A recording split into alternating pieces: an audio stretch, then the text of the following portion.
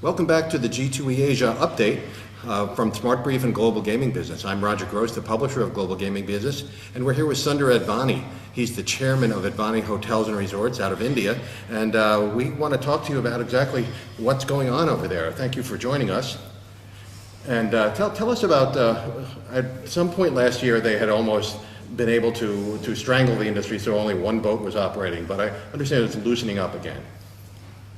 Well, that's correct. There was only one boat that belonged to our company, and now the government has issued 4 additional licenses for offshore casinos to other boats in Goa. Goa was the only state in India that had permitted casinos up until then. 3 of those boats are operating right now in Goa.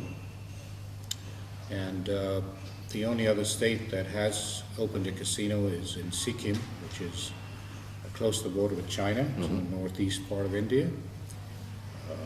It's accessible by a small plane from New Delhi, about an hour's flight from there.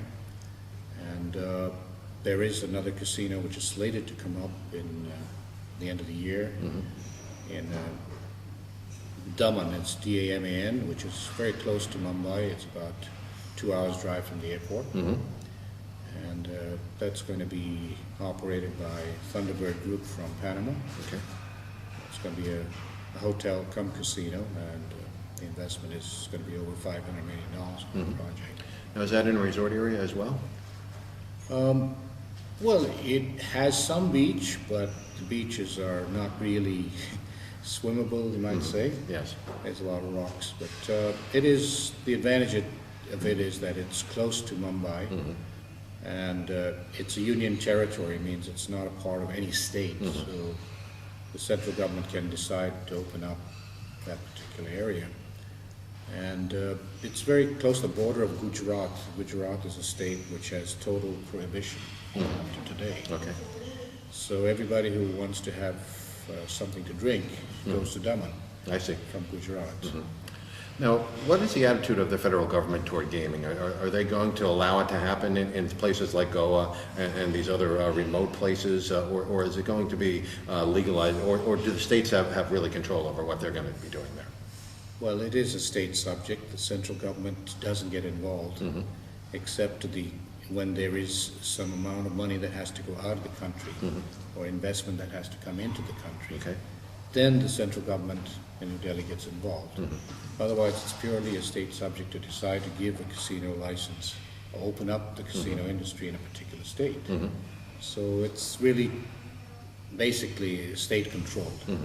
It's only when you need an American company to come and manage a casino or invest in a casino, then you've got to go to the federal government. And the law says that, federal government says that today, the law says you can't invest in a casino from a foreign country. Okay. Nor can you manage So it must be majority owned then by an Indian company. Yes, in fact, there is no investment, 0% investment allowed from foreign companies in a casino venture. It has to be purely Indian. I see. The only way out of it is, of course, that if a foreign company invests in a hotel project, which happens to have a casino as well as one of its, like profit centers, then an American company or a European company or an Asian company can own 100% of that hotel. Okay.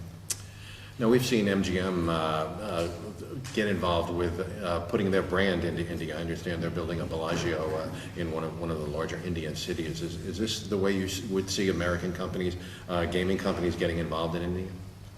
Oh, well, the hotel company is in Mumbai, the one that they're planning to build the Bellagio in. That's part of the state of Maharashtra, which, again, is not a state that is going to permit casinos in the near future, even if it's part of a hotel. It is, after all, the state, very large states have to face up to opposition from the local population. Whenever they say there's a casino project coming in, the people who vote say we don't want casinos because the women especially are afraid their husbands go lose their last paycheck. I see. So it's going to be done in the smaller states relatively soon rather than the bigger states like Maharashtra, which is. Have you seen an impact on your business from the casinos opening in Singapore just recently? Well, it's a little too early to tell, but I think Indians do prefer to go to Singapore a lot. It's very close by, and it's a popular spot for Indians. I expect there will be many of our players who would be going to Singapore. However, it will be with their families that they would go, and the families want to have some attraction. So if it is an integrated resort where there are other things the family can do and the husband can play in the casino, well, that would satisfy both sides. Okay, great. Well, Sunder Advani, thanks for joining us on the G2E Asia update. It's been very interesting to hear what India is doing, and we'll stay in touch with you for quite some time. And if you want to hear more about what's happening at G2E Asia, brought to you by Smart Brief and Global Gaming Business Magazine, stay tuned to this channel.